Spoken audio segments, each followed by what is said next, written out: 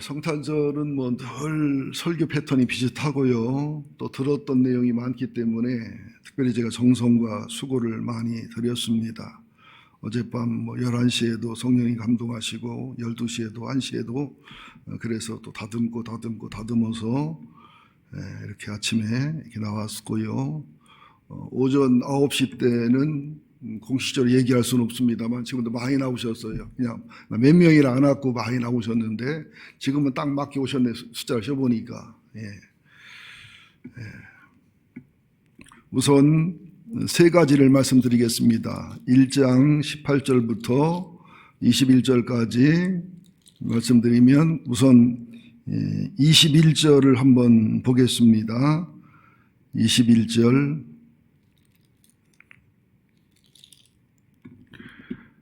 함께 봅니다. 아들을 낳으리니 이름을 예수라 하라.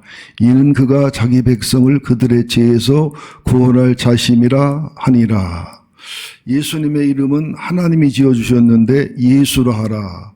예수라는 이름이 구약 시대에는 호세아, 여호수아, 무엇을 구원한다 이런 뜻인데 구원자 의미가 있어요. 근데 예수라고 이름을 지어주면서 하나님께서는 이름까지 풀어주지요. 잘 들으셔야 됩니다. 예수라는 이름의 뜻은 예수가 백성은 자기 백성이에요. 백성은 자기 백성인데 죄는 백성들 그들의 죄예요. 구원할 자이시다. 그죠? 예수라는 이름은 백성은 자기 백성인데 죄는 그들의 죄를 의하여 속량의 제물로 아들로 오신 분이 예수 그리스도다. 이렇게 말씀을 하고 있죠. 그래서 이것을 이해하기 위해서는요. 창세기 3장 15절의 원시복음과 이사야서 7장 14절의 그 동정녀 마리아 탄생의 예언과 하나를 붙여도 얘기한다면 창세기 2장에 보면 아담의 옆구리에 갈빗대를 띄어서 그 여자를 만들었잖아요. 이 세 개 정도를 이해하고 감동받아야 이 비밀을 알 수가 있는데요.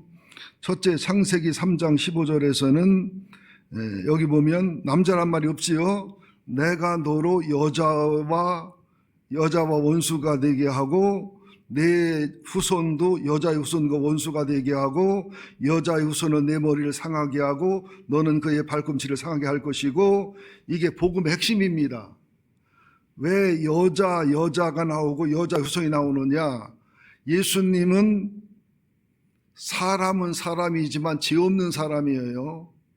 그리고 온전한 하나님으로 온전한 사람을 동시에 가지신 분이에요. 그러려면 마리아의 몸을 빌리고 또 난자까지 빌리되 그 정자가 죄인인 사람의 정자로 섞이면 피가 오염되어 있고 DNA가 오염되어 있기 때문에 그 예수님은 하나님과 사람 사이를 중보할 수 있는 중보자 메시아의 사명을 할 수 있는 자격이 없어요.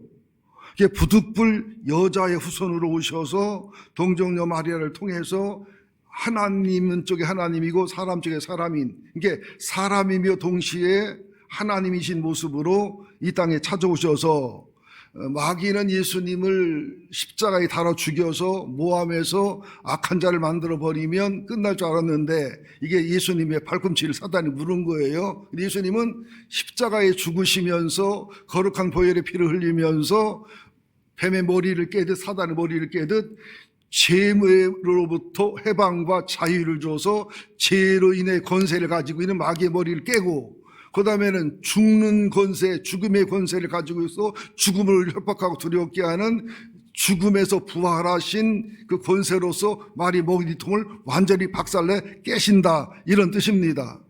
그러니까 그리스도인들도 주님을 바르게 사랑하고 믿음의 삶을 살아가면 어떤 힘들고 어려운 일이 와도 마귀는 우리의 발꿈치를 물고 우리가 주님을 닮아 주님처럼 승리하면 사단의 머리를 깨버리기 때문에 우리는 고난과 환난이 손해볼 일이 없다는 거예요. 믿음으로 신앙으로 제대로만 반응하면.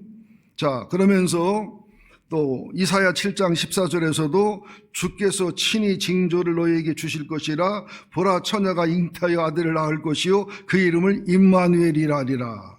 여기도 처녀는 수처녀를 말합니다. 처녀는 남자와 관계가 없고 교제가 없는 그런 여자 낳을 것이요 이름을 임마누엘. 이것도 임마누엘로 풀어주지요. 하나님과 함께 하시다. 그러기 위해서 부득불 처녀의 몸을 빌려서 이 땅에 오셨다. 근데 이때 마음고생한 사람이 마리아가 참 마음고생했을 거예요. 성령이 찾아와 이해시키고 설득시키고 또 계집종이라 받아들이게 하고 또 침례 요한의 어머니 아버지도 임신할 수 없는 임신해가지고 같이 만나니까 마리아의 몸에 있는 성령으로 잉태된 예수님하고 또 하나님의 은혜로 잉태된 침례 요한이 서로 기뻐서 줄고 뛰고 이런 간증이 있는데 요셉은 그냥 경건하고 믿음의 사람이지만 마리아가 아마 설명했겠지요. 상황을 얘기했겠지만 여러분 딸이 어느 날 임신해요 갖고 와서 하나님의 성령이 나 임신하겠다고 하면 아멘 하겠어요? 미쳤다고 하겠어요? 그 인격은 믿는데 상황이 이해가 안 되는 상황인데 요셉한테도 성령이 또 감동하시고 꿈으로 감동하셔서 이걸 받아들이게 하시는 모습을 볼 수가 있죠. 근데 이거 여기까지는 아는 모습인데 우리가 또 들었던 얘기인데 제가 어제 여러 목사님들 설교를 들어봤어요. 성탄절 설교를. 근데 다 거기서 거기고 또 행사 때문에 설교를 짧게 하고 다 그러더라고요. 행사가 없는 게 오히려 낫다 싶은 마음도 드는데 노무현 대통령이 막 당선이 되셨을 때 그때 옥하는 목사님의 설교인데요. 설교 내용이 뭐냐면 미국에서 침례교, 장로교, 감리교를 성도들을 향해서 동정녀 마리아 탄생을 믿느냐, 예수님이 순수한 처녀를 통해서 성령으로 인해 임신해서 태어났음을 믿느냐 물어보니까 옥하나 목사님 말씀이에요. 최고 보수적인 침례교회 성도들이 70% 정도가 확신하고 믿고 30%는 못 믿는다고 하더라. 더 쉽게 말하면 신앙적으로 공개적으로 믿는다고 하는데 개인적인 것을 물어보니까 30% 정도가 안 믿어지고 이해가 안 된다 그랬고, 그 다음에 개혁교회, 장로교회를 물어보니까 40%에서 44%가 못 믿고 안 믿고 있다 대답하더라. 그리고 이제 감리교는 약간 진보적인 경향이 있고 또 이제 그 좀 기장적인 면도 있거든요. 거기는 64%, 66%가 못 믿고 안 믿는다고 하더라는 거예요. 침례교, 장로교, 감리교, 성결교회는 우리 정통 교단들이잖아요. 그죠? 근데 미국은 성결교 별로 없습니다. 참조로. 성결교는 아시아에 생겼기 때문에, 발생했기 때문에. 자, 그럼 여러분들은 체면 생각하지 마시고 카메라 여러분 앵글 안 맞추니까 나만 보니까 예수님은 하나님으로 사람 되신 분이고 그분은 하나님이고 동시에 사람이시고 동정녀 마리아를 통해 성령으로 잉태되신 중보자 메시아로서 자격을 온전히 갖춘 분임이 나는 믿어진다는 분만 손 들어보실래요? 믿어진 분. 번쩍 손을 들어주시고 그럼 손 내려주시고 한 번만 더 물을게요. 안 믿어지는데 체면상 믿는다고 했다. 예. 우리 교회는 이게 안 믿어지면 버틸 수 있는 교회는 아니에요. 예. 참 감사하죠. 그러면서 여러분들에게 너무너무 중요한 말씀을 또 드리고 싶어요. 마태복음 1장 1절부터 18절까지 보면 낳고 그래서 우리들이 성경을 읽다 보면 레위기나 민수기나 여러 군데서 위기가 와서 중단하게 되거든요. 근데 1절부터 15절까지를 연구해 보니까 낳고가 전부 수동태로 표현되어 있어요. 히브리어든지 원래는 신약 성경도 히브리어로 기록되어 있거든요. 유대인들이 이제 세계로 퍼지면서 히브리어와 아람어를 모르는 사람이 태반이었기 때문에 알렉산드리아에서 72명이 세프아진트라는 히브리어 성경을 헬라 성경으로 번역한 적이 있습니다. 그러니까 히브리 성경이든 헬라어 성경이든 앞에 있는 예수가 아닌 사람들은 낳고가 수동태란 말이에요. 자기가 낳고 싶어 낳은 게 아니라 엄마 아빠를 통해서 하나님 섭리 속에 밀어내서 나온 거예요. 여러분, 내가 이 땅에 나가서 좀 살아보야지 하고 나온 사람 있으면 손 들어볼래요? 없어요. 그런데 16절에 야곱은 마리아의 남편 요셉을 낳았고 했으면서 여기서는 마리아에게서 그리스도라 칭한 예수가 나시니라. 다른 성경은 여자가 낳았다는 말이 없어요. 있어도 다말,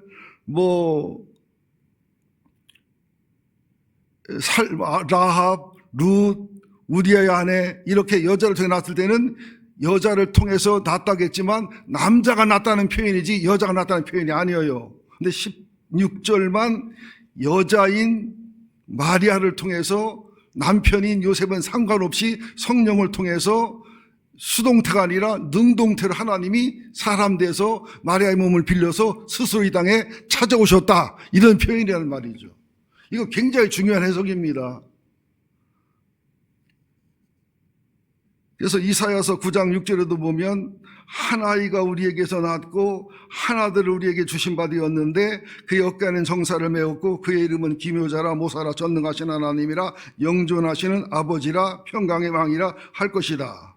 그러니까 사람의 몸을 입고 왔지만 그의 피는 성령으로 잉태됐기 때문에 거룩한 보혈의 피요 하나님과 사람이지만 그는 온전한 하나님, 온전한 사람이기 때문에 하나님과 사람 사이 중보자로 죽을 자격이 있고 그의 죽음은 구원할 자격이 있는 온전한 메시아 그리스도였다.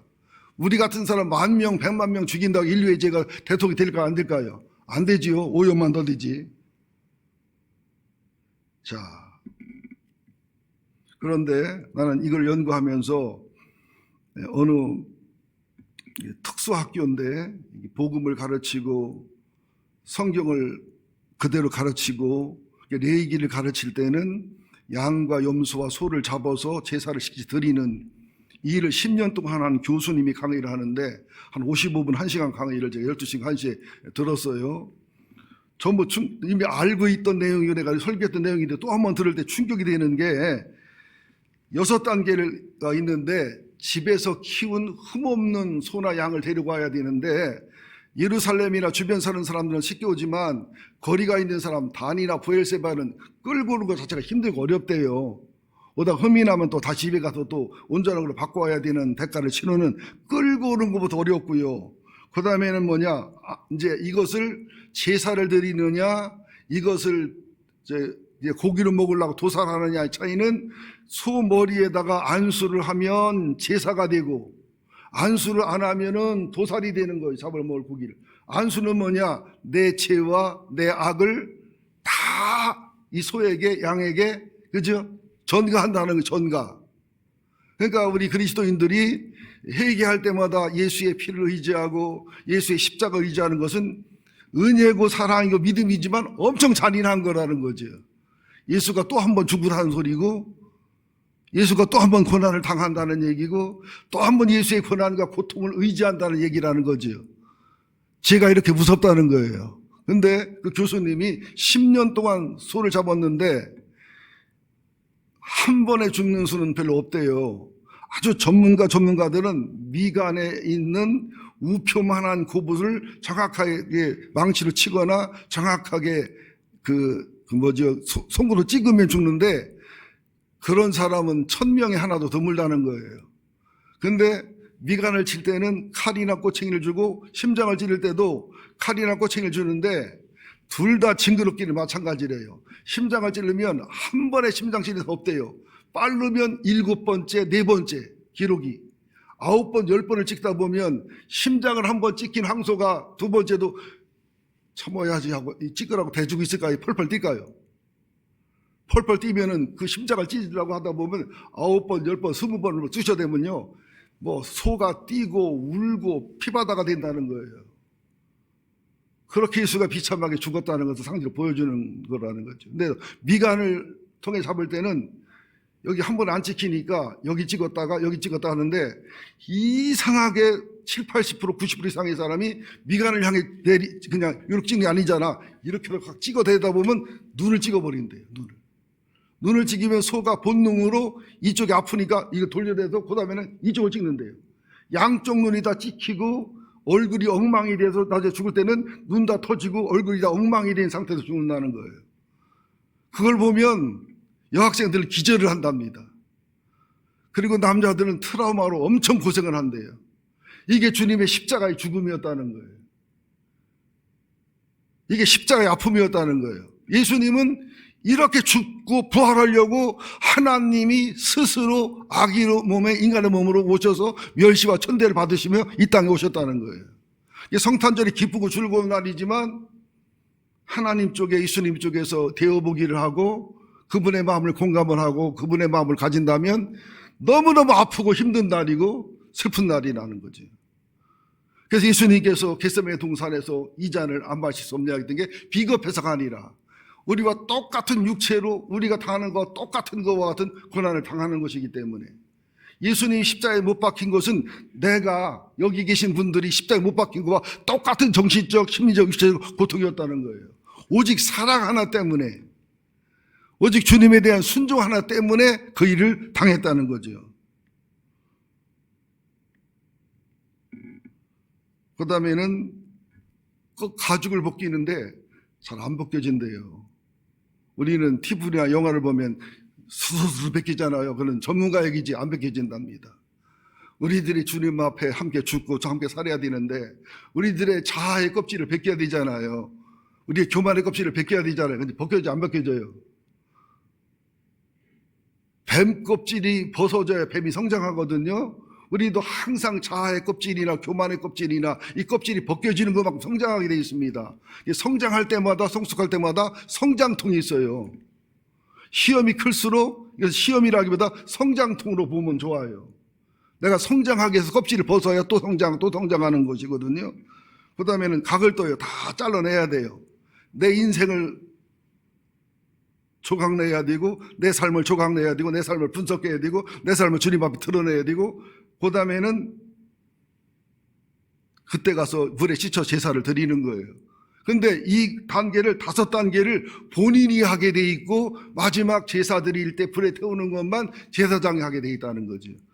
근데 여러분들은 모르실 거예요. 레위기 1장에 보면 본인이 하게 돼 있는데 레위기 6장에 보면 또 제사장이 하는 장면이 나와요. 그럼 이놈의 제사가 본인이 하는 거냐 제사장 하는 거냐 헷갈리잖아요. 그런데 몰라서 그래요. 레위기 6장에서는 제사장이 죄를 범했을 때는 먼저 자기 죄를 이렇게 회개하고 용서받은 다음에 다른 사람의 죄를 도와줄 수 있는 거예요. 다른 표현이 아닙니다. 제사장도 1대1로 하나님 앞에는 성도고 백성이잖아요. 대제사장은 더 엄한 것을 요구하지요. 대제사장은 죽기까지 하죠. 지성소에도 잘못 제사하다가는. 여러분 이렇게 무시무시하고 무서운 하나님이고 예리한 하나님이고 예민한 하나님인데 예수의 십자가의 피로 죽으심을 통해서 성수와 지성수가 열어버지고 그죠? 마음껏 기도할 수 있고 마음껏 예배할 수 있고 구약 성도가 볼 때 우리가 너무너무 부러운 거예요. 그들은 예배 한번 하려면요 며칠씩 아니면 한 달, 2달도 걸려요. 그러기 복잡하고 돈도 많이 들고 우리는 뭐 걸어오면 되고 차 타고 오면 되고 그죠? 뭐 예배 드리면 돼 헌금 조금만 하면 되고 이게 힘들고 어렵다. 이것은 호강에 지친 소리라는 사실이죠. 그리고 나는 그렇게 믿어요. 우리 남한에 있는 교회가 이부그리에 기도하는 거는 주님이 잘 안 받으실 것 같아요. 흡약이 안 될 것 같아요. 오히려 북한의 지하교회 성도가 우리를 위해 하는 기도를 주님이 흡양할 것 같다는 믿음이 제 믿음이에요. 그런데 잘 들으셔야 됩니다. 이해가 안 될 거예요. 이 짐승을 죽일 때, 짐승의 피를 흘릴 때 하나님이 향기로운 제물이라 하세요. 향기로운 향기라. 이게 뭔 소리냐는 거예요. 이 잔인하고 비참한 모습 속에. 이게 뭐냐면 일단 안수하고 나서는 그게 누가 죽는 거예요? 죄가 죽는 거고 마귀가 죽는 거기 때문에 죄가 죽는 모습을 통해 주님이 기뻐한다는 거예요. 죄가 태워지는 모습에 주님이 향기와 감동과 감격이 있다는 거예요. 여러분들 이 죽일 때 아이고 불쌍해 하면 죽여요? 톡톡 소리 재밌어 죽여요? 모르는구나 무슨 말인가. 이를 못 봐주셨군요. 옛날에 이 말할 때는요 추운 겨울날 바깥에 내놓으면 이가 얼어 죽거나 이가 얼어서 움츠려들면요 이를 톡톡 죽이면요 잘 익은 이가 더 재밌어. 아니면 하룻불에 올려놓으면 뜨거워서 올라오면 그걸 잡아서 하룻불에 집어넣으면 지옥이요 톡톡 터져 죽는 그 재미가 있어요. 더러운 얘기를 다 한다고 오죽하면 이런 걸 동원하겠어요 제가. 그러니까 왜 예배와 제사가 회개가 향기로운 거냐? 죄가 있을 때는 그런 비참한 고난과 고통을 당해야 되는데 소한테 양한테 안수를 했으니까 소가 고난을 당하고 고통을 당하고 비참하게 죽을수록 예수님이 향기로운 이에요. 죄가 죽는 냄새니까. 그죠? 죄가 죽는 소리니까. 믿습니까, 여러분들? 여러분, 암이 수술될 때 좋아요? 싫어요? 얼굴에 점을 빼고 얼굴을 성형했을 때 얼마나 아프고 힘들겠어요. 그렇지만은 그 대가를 기쁨으로 치르잖아요. 그래서 예수의 피가 있는 제사, 예수 앞에 회개가 있는 제사, 치유가 있는 제사, 그런 예배를 주님이 기쁨을 흠양하시는 거예요. 근데 회개도 없고 예수의 피도 없고 치유도 없고 그냥 경건하고 나 좋은 소리 들으려고 하고 부담 없이 드리려고 하고 짧게 드리려고 하고 그런 예배는 주님이 슬퍼하시고 답답해하시고 힘들어한다는 거예요. 역설적인 얘기지요. 그러면서 자기 백성을 그들의 죄에서 구원하기 위해서 이렇게 주님이 하신다는 말씀이고, 구약의 모든 제사를 주님이 완성하고 온전히 이루기 위해서 완전한 제물로, 완전한 제사장으로, 완전한 제사로 단번에 완성하셨다는 얘기죠. 그래서 마태복음 5장 17절에도 보면 내가 율법이나 선지자를 폐허로운 줄로 생각하지 말아라. 폐허로운 것이 아니요 완전하게 하려 합니다. 먼저 구약의 제사부터 불완전한 제사란 말이죠. 불완전한 제물이란 말이죠. 불완전한 피란 말이죠. 그러나 예수님의 십자가에 죽고 부활하신 것은 온전한 피요, 온전한 제사요, 온전한 제물이요, 온전한 제사장이라 완성하신 거예요, 주님이. 그죠? 믿습니까? 그러면서 주님의 인격과 생애와 삶을 보면 율법에 어긋난 것을 하나도 한 적이 없어요. 그분은 일생이 100% 율법을 뛰어넘는 삶을 살았어요. 율법을 만드신 분이니까. 그러면서 뛰어넘지 못하고 율법을 오해한 사람들에게 율법의 완성과 완전을 가르쳤을 때 오해하고 예수님을 죽이려고 한 것까지도 예수님이 당한 고난 중에 하나라는 사실이죠. 그러면서 그런 표현을 합니다. 예수님이 성육신 하신 것은, 하나님이 사람 되시고 죽으시고 부활하신 것은 최고의 거룩한 낭비다. 최고의 거룩한 비효율이다. 최고의 가성비 떨어지는 일이다. 우리는 현실을 살면서 뭘 좋아해요? 최고의 효율, 그죠?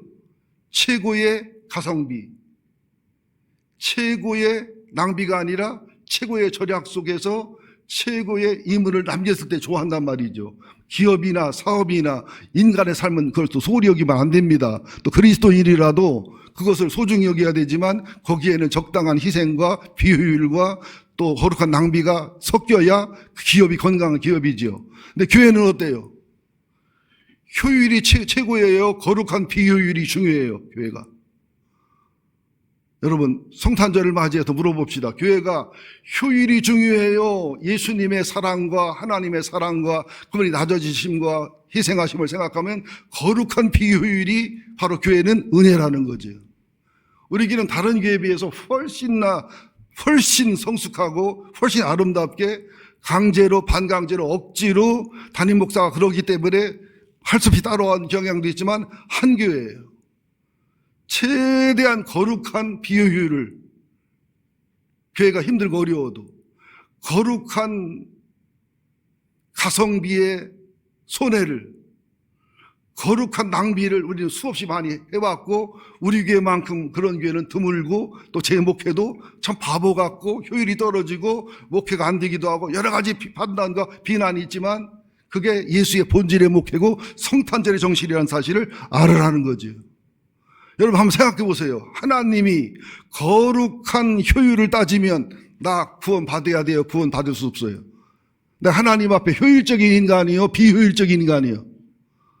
이때 효율적인 인간의 대답이 나오면 포도원에 일찍 온 교만한 인간이 되는 거예요. 나는 지독하게 비효율적인 인간인데, 지독하게 가성비가 떨어지는 인간인데, 그죠? 지독하게 시간과 물질과 삶을 낭비하는, 그죠? 하나님 앞에 정말 청지기로서 부끄럽게 짝이 없는 난데, 하나님의 거룩한 낭비의 사랑과 은혜로 하나님의 거룩한 비효율의 사랑과 은혜로 하나님의 거룩한 가성비의 손해를 통해서라도 사랑 때문에 나를 사랑하고 애끼는 거. 저 솔직히 지금도 혜인이하고 지호가 와 있는데 가성비가 남아요, 손해요? 우리 혜인이 지호 갔다 가면 효율적이에요, 비효율적이에요? 낭비여요, 이익이여요? 자식들이 왔다 가면 효율이여요, 비효율이여요? 낭비여요, 남아요? 가성비가 남아요, 가성비가 손해나요? 그래서 그러잖아요. 노후 대책의 원수는 자식이라고. 노후 대책의 더 철저한 원수는 이쁜 손주, 손자라고. 그 말 딱 맞습니다. 그러나 뭐 때문에? 사랑 때문에. 성탄절은 뭐냐? 거룩한 낭비의 날이 성탄절이라는 거예요. 거룩한 비효율이 성탄절의 정신이라는 거예요. 거룩한 가성비 없는 우리를 사랑한 것이 성탄절 힘이라는 거예요. 그래서 하나님이 사람 돼서 우리를 찾아오신 거예요. 절대 가성비가 안 남는데. 여러분 양심적으로 얘기해 보세요. 나는 하나님 앞에, 교회 앞에 가성비가 넘치는 사람이야. 100% 교만한 분들이 이런 말을 해요. 나는 하나님과 교회 앞에 효율성이 굉장한 사람이야. 나에게 수고하고 내게 정성 들인 거에 비해서 남고 섬기는 게 훨씬 더 많어. 이게 바로 포도원에 아침에 일찍 오는 일꾼들의 태도라 이 말입니다. 포도원에 늦게 온 사람은 꼭 일을 못하는 사람을 얘기하는 게 아니고 무능력한 사람을 얘기하는 게 아니에요. 나는 이 포도원에 손해만 끼치는 사람이다. 비효율적인 사람이다. 나는 이 포도원에 낭비를 하게 하는 사람이다. 1시간이라고 하루 풍상을 받으니까 나는 가성비가 꽝이다. 꽝인 나를 먼저 주시니까 감사와 감격이잖아요. 그러니까 하나님 앞에 교만한 것은 하나님의 거룩한 낭비와 거룩한 비효율과 거룩한 가성비의 손해를 절대로 깨달을 수 없어요. 이걸 누리고 알 때 우리는 감사한 거예요. 아무리 몸이 아파도 이 정도 아픈 걸 갖고는 감사하지 원망이 안 나와요. 어떤 고난과 고통과 역경 속에서도 내가 하나님께 부족하고 연약함에 비해서는 이 정도는 뭐 죄값을 생각해도 별거 아니지요. 내 비효율을 따지면 이 정도 고생은 아니지요. 아멘입니까? 이 은혜를 찾아가는 것이 교회고 포도원이고 성도들의 가슴이 돼야 되고 목회자의 가슴이 돼야 되고 장로님, 권사님, 성도님의 가슴이 돼야 된다는 거예요. 근데 교회까지도 효율을 따진다면, 가성비를 따진다면, 낭비를 안 하려고 거룩한 낭비를 싫어한다면 여기서 누가 살 수 있어요? 누가? 어떤 목사가 목회를 할 수 있고 어떤 장로가 장로다는 권위를 가질 수 있고 어떤 성도가 성도로서 권위와 힘을 가질 수 있겠냐는 거예요. 여러분 우리가 이 은혜를 알아야 됩니다. 은혜를 누려야 됩니다. 그래서 모든 인간관계에 바보가 되고 손해가 되고 멍청한 소리를 들어도 그래도 이것은 바보가 될 가치가 있고 손해가 볼 가치가 있고 낭비가 될 가치가 있고 그 유익은 그 상급은 의로는 이로 말할 수 없는 것이다. 이 길을 걸어간 예수 그리스도, 이 길을 걸어간 사도 바울, 이 길을 걸어간 바나바, 이 길을 걸어간 선지자들은 얼마나 위대한 하늘나라 역사에 남아있냐는 것이죠.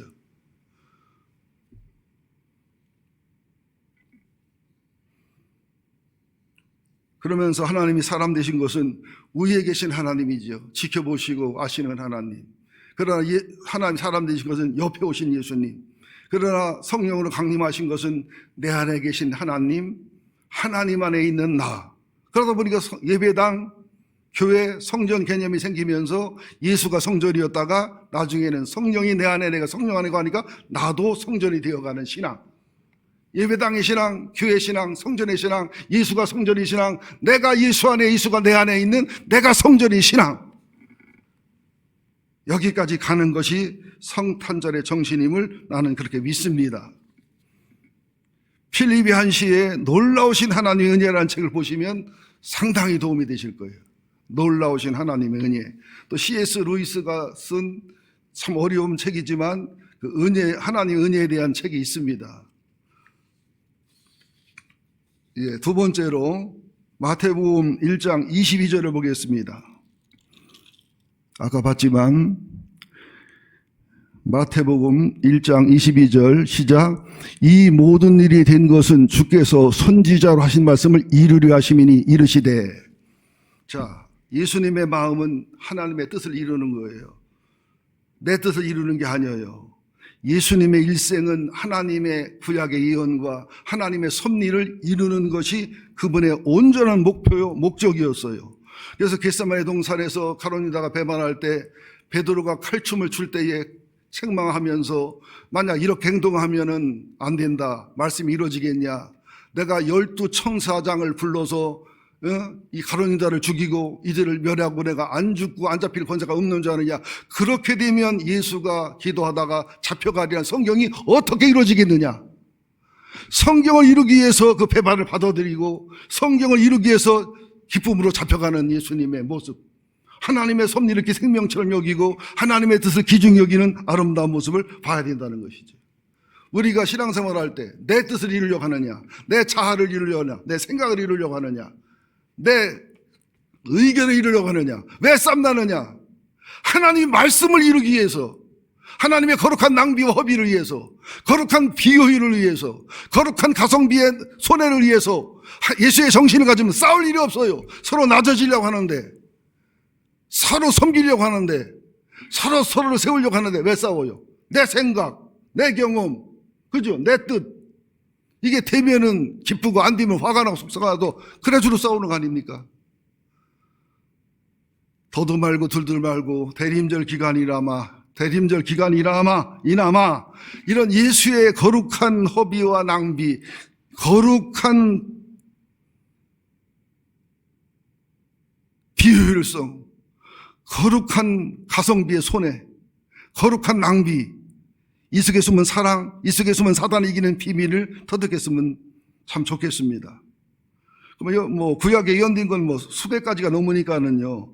창세기 3장 15절 여자 유손으로, 창세기 12장 아브라함의 씨로, 사무엘하 역대상 사사기 이사야 계시록 5장 5절 다윗의 자손으로, 다니엘 9장 탄생할 시기, 미가서 5장 2절 탄생할 장소, 시편 22편 나세렛 사람, 스가랴 9장 9절 예루살렘 입성 겸손해서 나귀를 타고 오실 것, 스가랴 13장 7절 친구에 버림받을 것, 스가랴 11장 12절 은삼시에 팔릴 것, 이사야 53장 5절 6절 십자가에 못 박힐 것, 시편 20편 18절 옷을 제비 뽑을 것, 시편 69편 21절 심포도를 맞을 것, 시편 22편 1절 고통의 환호성, 스가랴 12장 10절 군병이 창으로 찌르고 뼈를 분지지 않을 것, 출애굽기 12장 46절, 시편 33편 20절 뼈가 꺾이지 않을 것, 시편 22편 31절 승리의 환호, 시편 16편 1절 3일 만에 부활, 시편 110편 1절 사도행전 1장 11절 승천하실 것, 이게 100% 이루어졌거든요.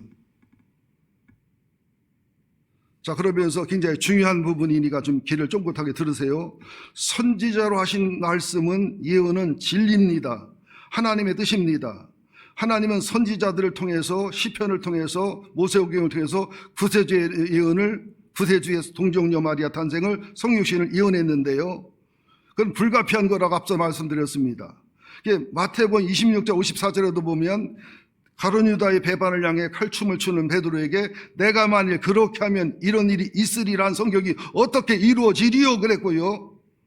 또 가룟 유다에 대해서도 말합니다. 배반하는 거에 대한 분노나 배반해서 잡혀가는 억울함을 얘기하는 게 아니라, 인자는 자기에게 대하여 기록된 대로 하나님의 뜻과 예언을 이루기 위해서 가거니와 인자를 파는 그 사람에게는 화가 있다. 차라리 이 땅에 태어나지 않았으면 제게 좋을 뻔했느니라.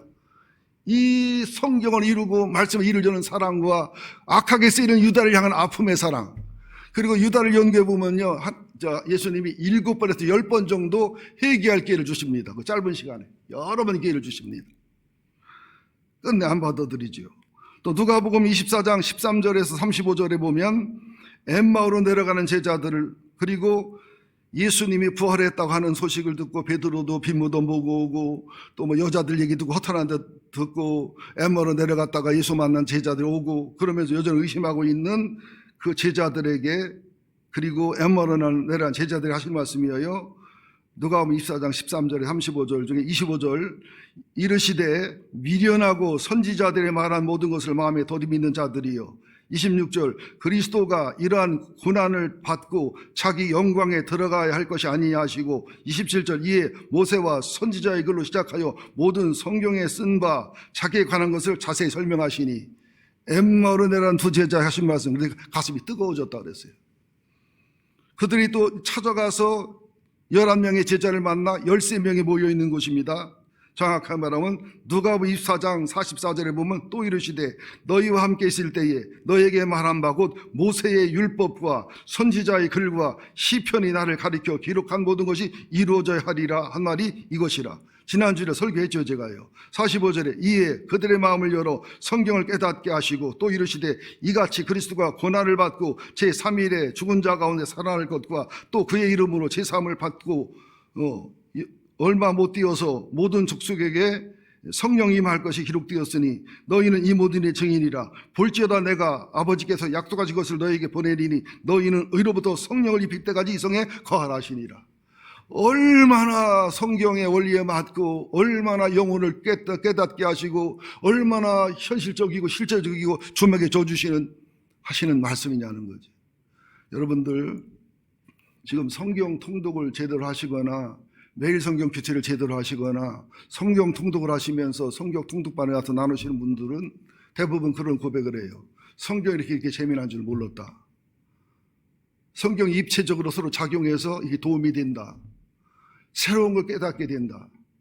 참 성경이 이렇게 좋은 것을 모르고 내가 그동안 성경을 제대로 읽지도 못하고 일독도 제대로 못하고 중간에 걸려 이게 넘어지고 뜯음도 읽어내 이게 성경을 사랑하게 되고 성경화되는 성경대로 살기를 힘쓰는 또 뭔가 깨달음이 있고 가슴에 뜨거워지는 경험을 한다.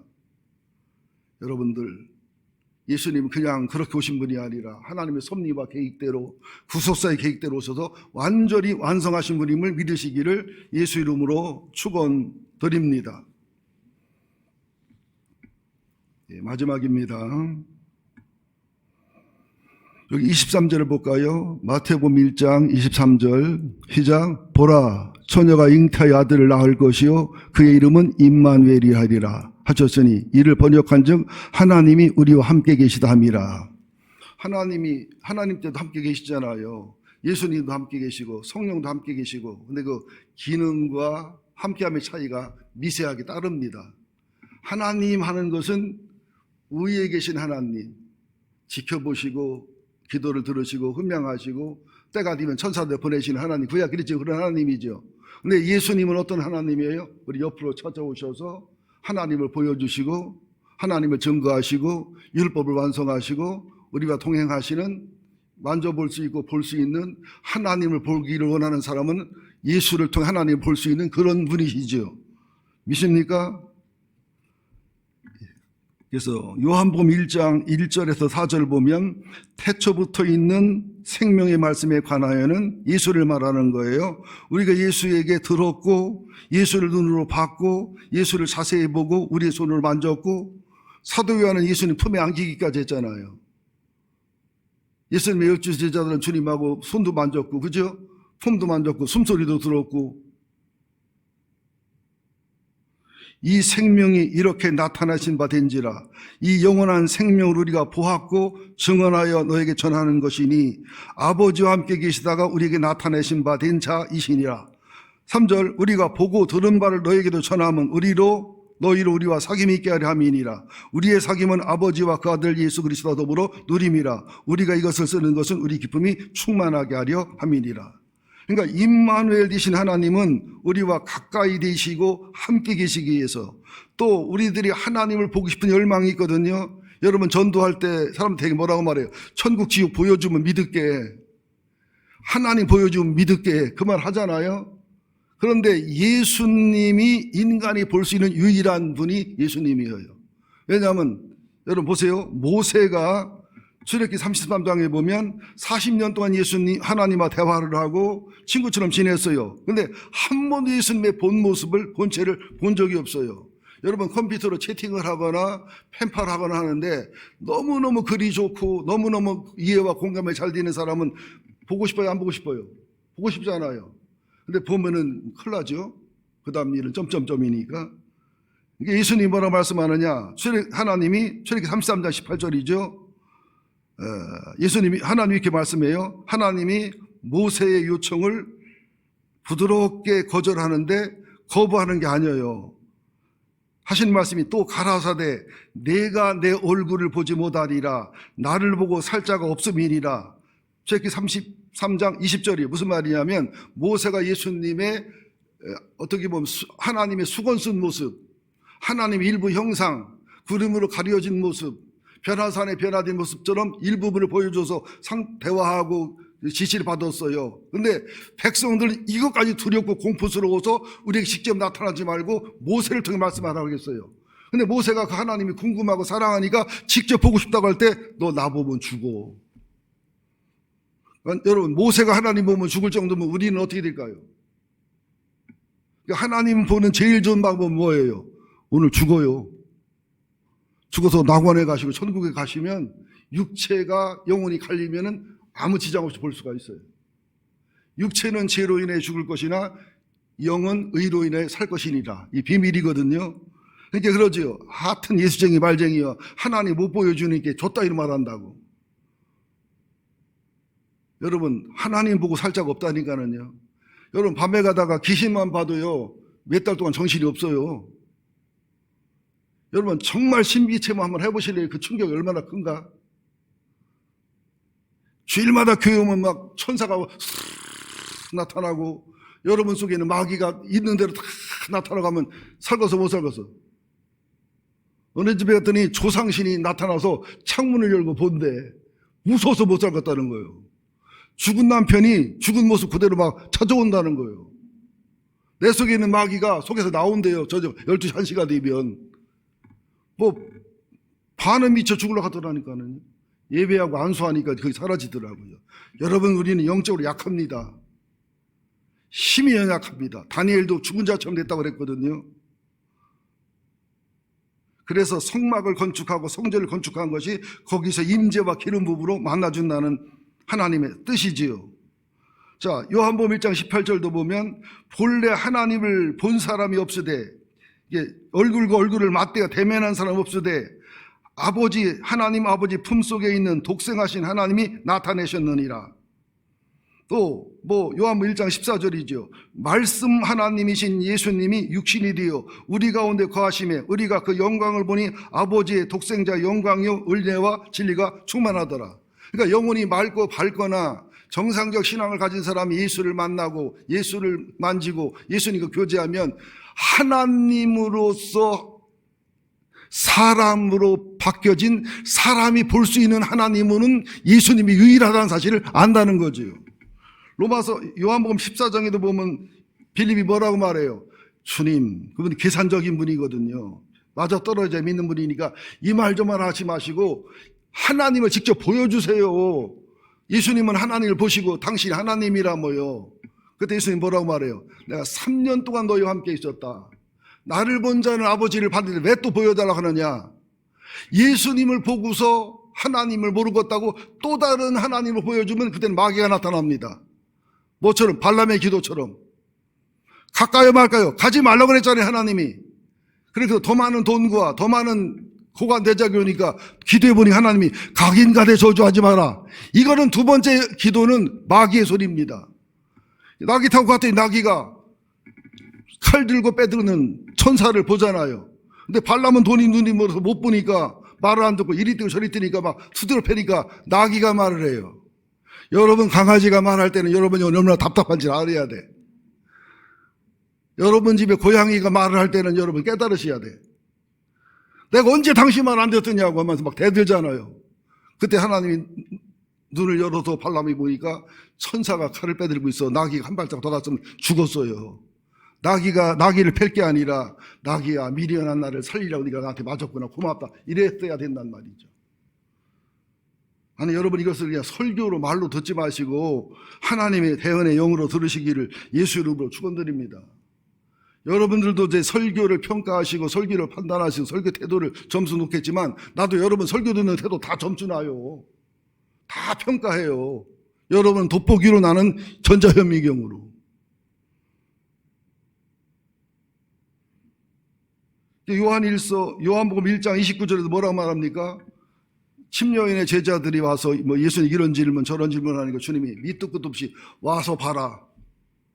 그죠? 와서 봐라. 내 삶을, 내 사는 곳을, 삶의 패턴을, 라이프 스타일을, 내 영혼과 내 정신을 봐라. 며칠 살면서 아하, 이분은 하나님이야. 이게 믿음이라는 거죠. 예수님이 사람 되오신 사랑이 얼마나 고맙고 감사한지를 알아야 돼요. 최고의 거룩한 낭비예요. 최고의 거룩한 비효율이에요. 최고의 가성비 떨어지는 일을 주님은 하셨어요. 지금도 우리는 얼마나 가성비 떨어지는 목사와 장로와 권사와 성도로 살아갑니까? 여러분, 가성비가 높아요, 낮아요? 양심적으로, 그죠? 또 여러분은 하나님이 볼 때 효율성이 높아요, 효율성이 떨어져요? 우리를 사랑하는 것은 하나님이 효율적이고 남는 장사예요, 낭비고 손해보는 장사예요? 그죠? 여러분, 홍명숙 권사님이나 진병장 장로님이 막내딸을 25살까지 키워 27이랍니다. 효율성이에요, 비효율성이에요? 낭비예요, 남는 거예요? 가성비 있어요, 가성비 떨어져요? 그게 하나님의 사랑이란 말이에요. 아유, 해솔이 쟤는 이렇게 오래 사나 몰라. 아우, 저런 애를 이렇게 정성들이요. 그 말 하지 마세요. 그 말 하면 바로 하나님이, 바로 그놈이 나 오늘 밤 나 데려가야 돼요. 가성비 높다고 하는 착각하지 마세요. 교만입니다. 아무도 하나님 앞에 가성비 높은 사람 없어요. 아무도 하나님 앞에 효율적이고 낭비 없는 사람 없어. 우리는 다 낭비하는 자들이고 효율이 떨어지고 가성비 떨어지는, 오직 주님의 사랑과 은혜 때문에 구원받고 직분받고 살아있고 살아간다는 사실을 알아야 돼요. 우리 인간관계 속에서 우리는 어쩔 수 없이 이 사랑 은혜를 알았기 때문에 조금이지만 가성비 떨어지는 사랑을 하는 거예요. 비효율적인 사랑과 섬김을 하는 거예요. 비효율적인 거룩한 낭비를 하고 살아가는 거예요. 바보지요. 그거 따져야지. 그걸 왜 손해를 봐요? 왜 참아요? 그걸 왜 인내해요? 왜 그걸 품어요? 왜 기다려요? 그걸. 부모님 병들었다고 고려장 해야 되나요? 부모님 병들어 누웠다고 죽으시라고 기도해야 되나요? 가족은 왜 가족이냐? 가성비가 떨어져도 예수의 피로 맺어졌기에 가족인 거예요. 가족은요, 유명한 배우, 영화 배우가, 유명한 국회의원이, 뭐지요? 그게 얼굴이 특수하게 생긴 거, 이상하게 생긴 얼굴, 뭐라고 하죠? 아니, 얼굴이 특수하게 생긴 얼굴 가진 애들 있잖아요. 전응과 얼굴 가진 애들 보고 뭐라 그래요? 다운 증후군이죠. 기가 막히게 아프답니다. 다운 증후군 낳고 나면. 그런데도 어떻게 해요?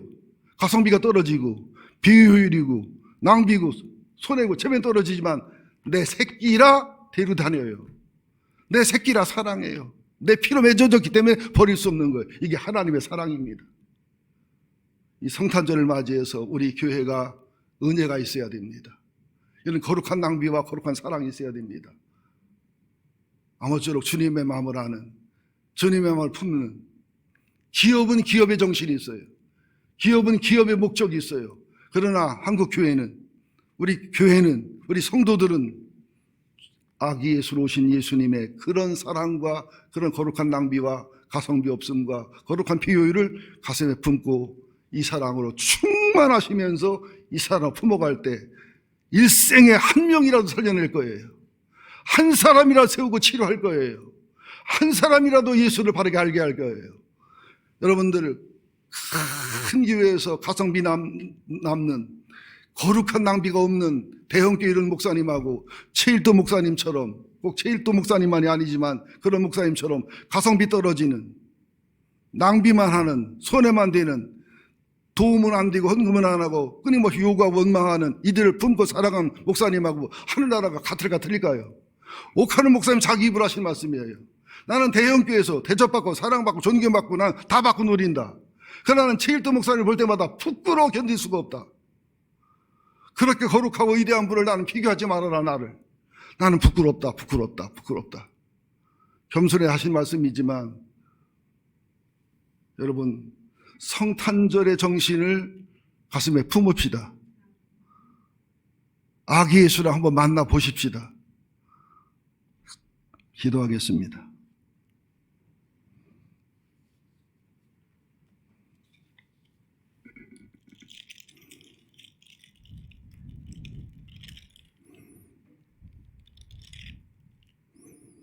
아들을 낳으리니 예수를 이름을 예수라 하라. 이는 그가 자기 백성을 그들의 죄에서 구원할 자이심이라 하니라. 이 모든 일이 된 것은 주께서 선지자라신 말씀을 이루려 하심이니 이르시되 보라 처녀가 잉태의 아들을 낳을 것이요 그의 이름을 임마누엘이라 하리라 하셨으니 이를 번역한즉 하나님이 우리와 함께 계시다 함이라. 아버지, 성탄절은 하나님 아버지의 거룩한 낭비의 아름다움의 시간입니다. 거룩한 피 효율의 하나님의 은혜입니다. 거룩한 가성비 떨어지는 우리를 사랑하고 투자하는 진정한 사랑과 은혜의 극치임을 가슴에 품게 하여 주옵소서.